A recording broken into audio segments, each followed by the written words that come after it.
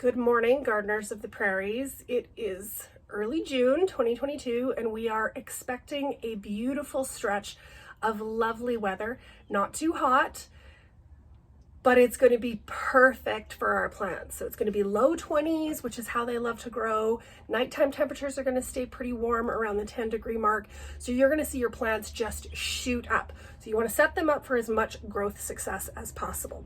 So they're going to be growing really fast in the greenhouse. You're going to want to make sure that you're giving them adequate nutrients and all the tools that you need to protect the health of your harvest in the future. And if you've been gardening for more than a year, I'm sure that you have heard about blossom end rot on tomatoes. Blossom end rot is caused by a lack of calcium in the plant. The plant needs calcium for cellular structure, and calcium is transported into the cells of the plant through water. So oftentimes the biggest issue with getting blossom end rot is a lack of water or inconsistent watering for your tomatoes.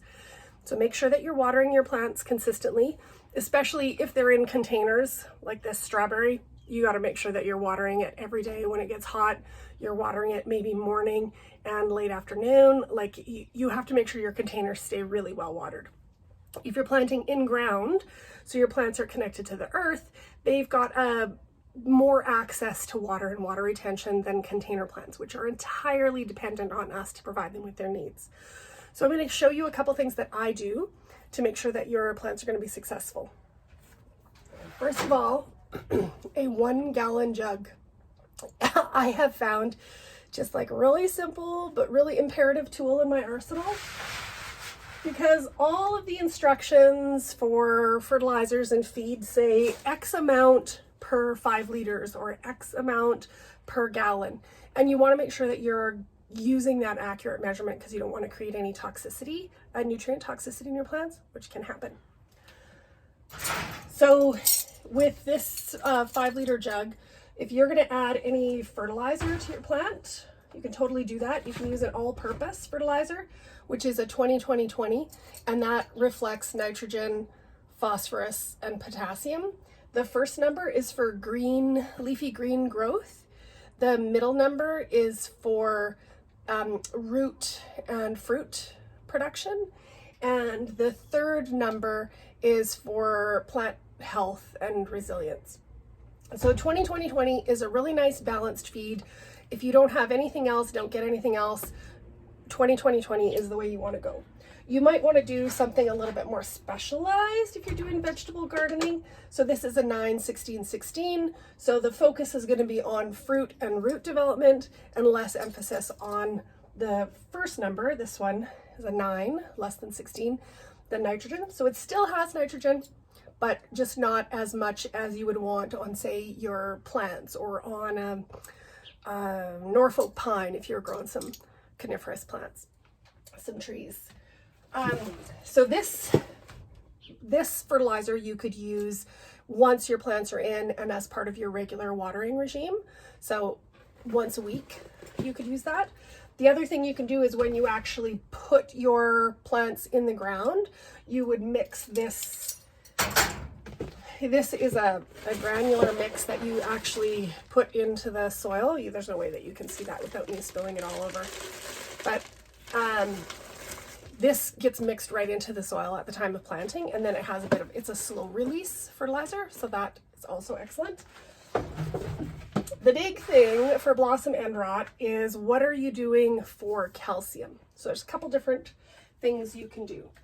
This little guy here is called CalMax, and this is CalMag.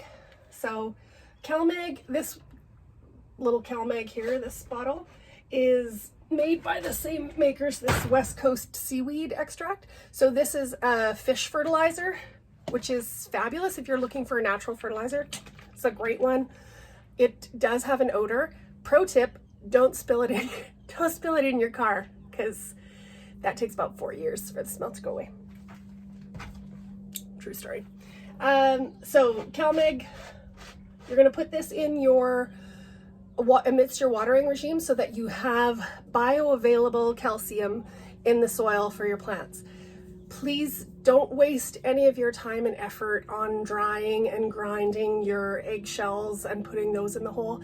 It just is going to take years actually for that to biodegrade, and you're actually creating a detriment when you're asking the soil to biodegrade something and feed your plants, because there's a nitrogen cycle that preferentially goes to biodegradation and not to plant growth. So if you're putting raw materials that aren't composted, the nitrogen gets tied up into the composting act and starves your plant. So you're actually doing yourself a disservice when you do that.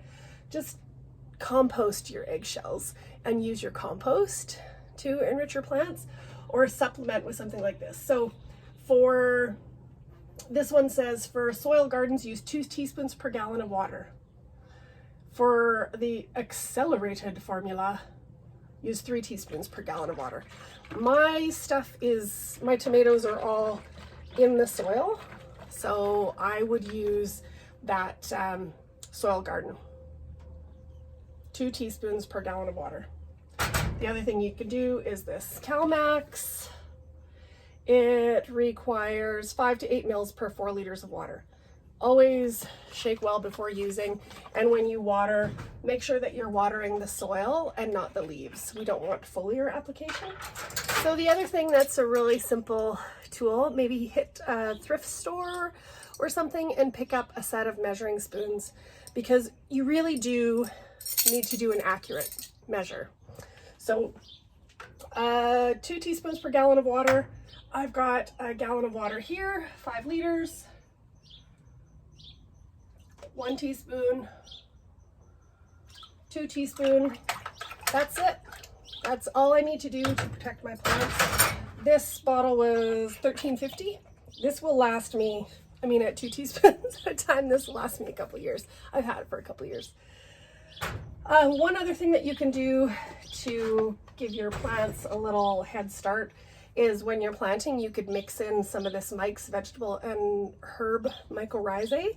So this is the actual mycorrhizal fungi that grows as the circulatory system of the soil. So this is what, when we hear that our trees and our plants talk to each other, they're actually talking to each other through this fungi. And so it just looks like a little powder, almost looks like silica, but you could sprinkle that into your soil. Always follow the application rates on the package, but there's an example of without Mike's and with Mike's. So it really has been shown to help your plants grow better roots bring in more nutrients makes a healthier plant, a more successful garden.